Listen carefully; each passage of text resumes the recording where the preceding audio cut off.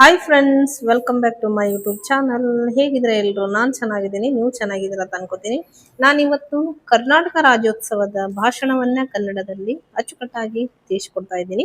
ನೀವು ನಿಮ್ಮ ಮನೆಯಲ್ಲಿ ಅಥವಾ ಶಾಲೆಯಲ್ಲಾಗಲಿ ಮಕ್ಕಳಿಗೆ ಇದು ಸರಳವಾಗಿ ಹೇಳಿಕೊಡುವಂತಹ ಮೆಥಡ್ ಅಲ್ಲಿ ನಾನು ಹೇಳ್ಕೊಡ್ತಾ ಇದ್ದೀನಿ. ಯಾವ ತರ ಕನ್ನಡ ಭಾಷಣವನ್ನ, ಕರ್ನಾಟಕ ರಾಜ್ಯೋತ್ಸವದ ಭಾಷಣವನ್ನ ಯಾವ ರೀತಿ ಬರೀಬೇಕನ್ನೋದನ್ನ ನಾನು ತಿಳಿಸ್ಕೊಡ್ತಾ ಇದ್ದೀನಿ. ಹಾಗೆ ನನ್ನ ವಿಡಿಯೋನ ಇಷ್ಟ ಆದ್ರೆ ಲೈಕ್ ಮಾಡಿ, ಶೇರ್ ಮಾಡಿ, ಹಾಗೆ ಕಮೆಂಟ್ ಮಾಡೋದನ್ನ ಮರಿಬೇಡಿ. ನನ್ನ ಚಾನಲ್ ಅನ್ನ ಇನ್ನೂ ಯಾರು ಸಬ್ಸ್ಕ್ರೈಬ್ ಆಗಿದ್ದಿಲ್ಲ ಅಂದ್ರೆ ಸಬ್ಸ್ಕ್ರೈಬ್ ಮಾಡ್ಕೊಳ್ಳಿ ಅಂತ ವಿಡಿಯೋನ ಸ್ಟಾರ್ಟ್ ಮಾಡೋಣ ಬನ್ನಿ. ಕನ್ನಡ ರಾಜ್ಯೋತ್ಸವದ ಭಾಷಣ. ಕಲಿಯೋಕೆ ಕೋಟಿ ಭಾಷೆ, ಆಡೋಕೆ ಒಂದೇ ಭಾಷೆ ಕನ್ನಡ. ಕನ್ನಡ ಕಸ್ತೂರಿ ಕನ್ನಡ. ಎಲ್ಲರಿಗೂ 70ನೇ ಕನ್ನಡ ರಾಜ್ಯೋತ್ಸವದ ಹಾರ್ದಿಕ ಶುಭಾಶಯಗಳು. ಎಲ್ಲೆಲ್ಲೂ ಉಸಿರಿರಬೇಕು ನಮ್ಮ ನುಡಿ ಕನ್ನಡ. ಸಿರಿನಾಡನು ಕಟ್ಟಲಿಕ್ಕೆ ಬರ್ರಿ ನಮ್ಮ ಸಂಗಡ. ಕನ್ನಡ ಕನ್ನಡ ಬರ್ರಿ ನಮ್ಮ ಸಂಗಡ. ವೇದಿಕೆಯ ಮೇಲೆ ಆಸೀನರಾಗಿರುವ ಅಧ್ಯಕ್ಷರೇ, ಅತಿಥಿಗಳೇ ಹಾಗೂ ನನ್ನ ನೆಚ್ಚಿನ ಗುರುಗಳೇ ಮತ್ತು ನನ್ನ ಪ್ರೀತಿಯ ಸಹಪಾಠಿಗಳೇ, ಕನ್ನಡ ನಾಡಿನ ಮರುಹುಟ್ಟಿನ ದಿನವಾದ ನವೆಂಬರ್ 1ರಂದು ನಾಡಿನ ಸಮಸ್ತ ಜನತೆ ಯಾವುದೇ ಜಾತಿ, ಧರ್ಮ, ಪಂಥಗಳ ಭೇದವಿಲ್ಲದೆ ಒಗ್ಗಟ್ಟಿನಿಂದ ಕರ್ನಾಟಕ ರಾಜ್ಯೋತ್ಸವವನ್ನು ಆಚರಿಸುತ್ತಾರೆ. ಅರಿಶಿಣ ಹಾಗೂ ಕುಂಕುಮದ ಸಂಕೇತ ಕರ್ನಾಟಕ ಹಳದಿ ಮಿಶ್ರಿತ ಧ್ವಜವನ್ನು ಸರ್ಕಾರಿ ಕಚೇರಿ, ಕಂಪನಿಗಳು, ಶಾಲಾ ಕಾಲೇಜುಗಳಲ್ಲಿ ಹಾರಿಸುತ್ತಾ ಕುವೆಂಪು ರಚಿತ ಜಯ ಭಾರತ ಜನನಿಯ ತನುಜಾತೆ ನಾಡಗೀತೆ ಸೇರಿದಂತೆ ನಾಡಿನ ಹಿರಿಮೆಯನ್ನು ಬಿಂಬಿಸುವ ಗೀತೆಗಳ ಮೂಲಕ ರಾಜ್ಯೋತ್ಸವವನ್ನು ಆಚರಿಸಲಾಗುತ್ತದೆ. ಕನ್ನಡ ಮಾತೆ ತಾಯಿ ಭುವನೇಶ್ವರಿ ದೇವಿಯ ಭಾವಚಿತ್ರವನ್ನಿಟ್ಟು ಮೆರವಣಿಗೆ ಜಾಥಾ ನಡೆಸುತ್ತದೆ.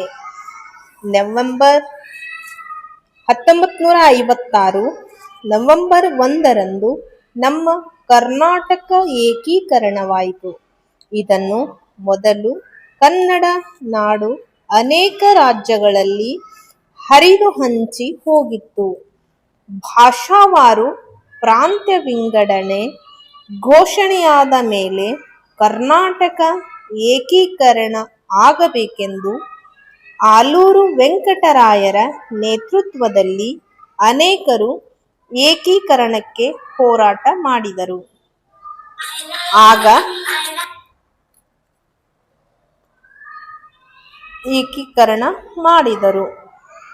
ಆಗ ನಮ್ಮ ರಾಜ್ಯವನ್ನು ಮೈಸೂರು ಎಂದು ಕರೆಯುತ್ತಿದ್ದರು.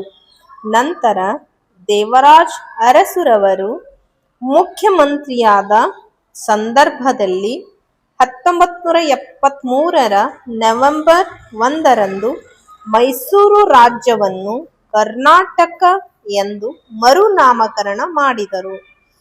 ಇನ್ನು ನಮ್ಮ ರಾಜ್ಯಕ್ಕೆ ಕರ್ನಾಟಕ ಎಂಬ ಹೆಸರು ಬಂದು 2023ರ ನವೆಂಬರ್ 1ಕ್ಕೆ 50 ವರ್ಷಗಳು ಕಳೆಯುತ್ತದೆ.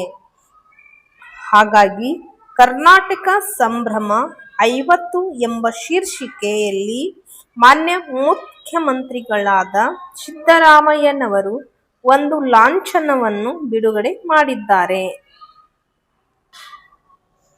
ಈ ಲಾಂಛನವನ್ನು ವಿನ್ಯಾಸಗೊಳಿಸಿದವರು ರವಿರಾಜ್ ಜಿ ಹುಲಗೂರು. ನಮ್ಮ ಕನ್ನಡ ಬಾವುಟವನ್ನು ಹಳದಿ ಮತ್ತು ಕೆಂಪು 2 ಬಣ್ಣಗಳನ್ನು ಒಳಗೊಂಡಿದ್ದು, ನಮ್ಮ ತಾಯಿ ಭುವನೇಶ್ವರಿಯು ನಮ್ಮನ್ನೆಲ್ಲ ಪ್ರೀತಿಯಿಂದ ಕರೆಯುತ್ತಿದ್ದಾಳೆ.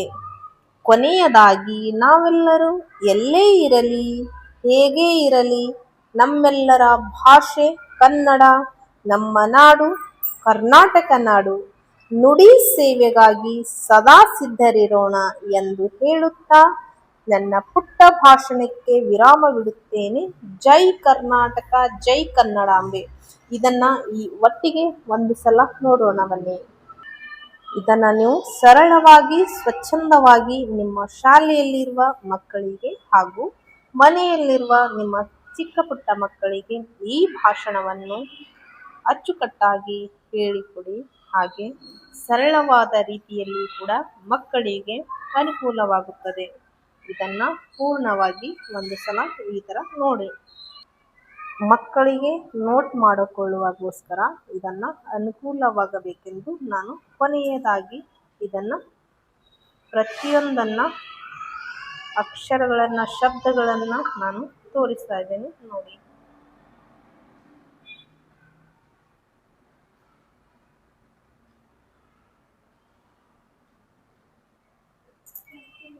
ಪೂರ್ಣವಾದ ನೀವು ಇದನ್ನ ಅಚ್ಚುಕಟ್ಟಾಗಿ ನೋಡಿ. ಈ ಭಾಷಣವನ್ನ ನೀವು ನವೆಂಬರ್ 1 ಕರ್ನಾಟಕ ರಾಜ್ಯೋತ್ಸವದ ದಿನದಂದು ಈ ಭಾಷಣವನ್ನ ಮಕ್ಕಳಿಗೆ ಹೇಳಿಕೊಡಿ ಅಂತ ಹೇಳ್ತಾ ಈಗ ನಾನು ವಿಡಿಯೋನ ಏನ್ ಮಾಡ್ತಾ ಇದ್ದೀನಿ. Thank you, bye bye.